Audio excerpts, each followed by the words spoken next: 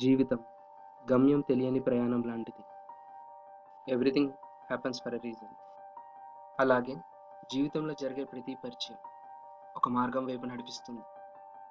అది అనుకున్న విధంగా వెళ్ళొచ్చు, అనుకోని విధంగా మళ్ళొచ్చు.